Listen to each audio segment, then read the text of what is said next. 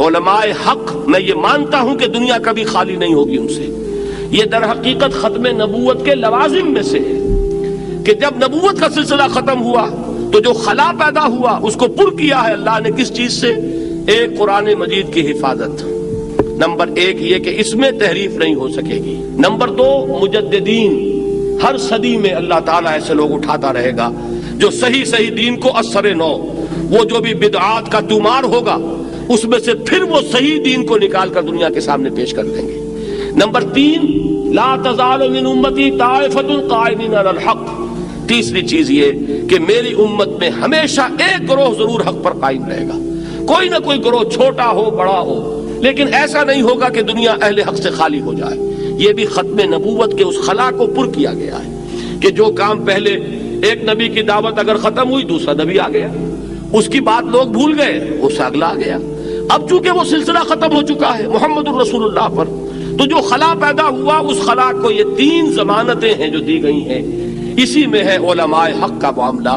تو علماء حق تو در حقیقت ہماری سب سے بڑی متاع ہے، ہماری سب سے بڑی قیمتی شے ہے. ان کی طرف رجوع، ان سے استفادہ اگر نہیں کریں گے تو دین ہمیں حقیقت کے اعتبار سے حاصل نہیں ہو سکے گا. لیکن ساتھ ہی یہ جان لیجئے کہ ان علماء حق کے ساتھ ساتھ علماء سو بھی ہیں کہ نہیں، اکثریت ان کی ہے کہ نہیں. جتنا زمانہ بگڑا ہے اس میں جہاں عوام بگڑے ہیں، علماء کے اندر بھی اب علماء سو کی کثرت ہے جو اپنے عہدوں اور مسندوں کے پجاری ہیں، جو اپنے مفادات اور اپنی جو بھی مراعات ہیں وہ ان کو رکھتے ہیں پیش نظر.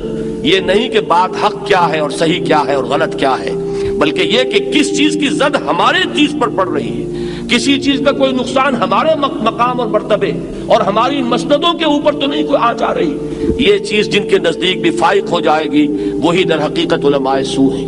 آپ سوچ کیجئے، آخر دین الہی جو ہے اس کے تصنیف کرنے والے علماء ہی تھے. اکبر کے نام پر تو تہمت ہے. اکبر کو اندر یہ صلاحیت کہاں تھی کہ وہ نیا دین تصنیف کر لے؟ وہ تصنیف کر کے دینے والے ابو الفضل اور فیضی جیسے صاحب علم اور صاحب فضل شخصیت ہیں. ابو الفضل اور فیضی وہ شخص کے جس نے بے نقط تفسیر لکھ دی قرآن کی، پورے قرآن کی تفسیر جس میں کوئی لفظ حرف ایسا نہیں آیا کہ جس میں نقطہ بھی ہو. اس کی صلاحیت کا آپ اندازہ کیجئے.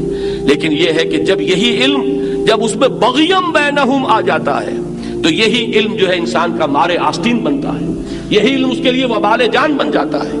علم را بر دل زنی یارے بود، علم را بر تن زنی مارے بود. اس علم کو اگر تم اپنے دل کے اوپر لگاؤ گے تو یہ تمہارا ساتھی ہے، مددگار ہے، یار ہے.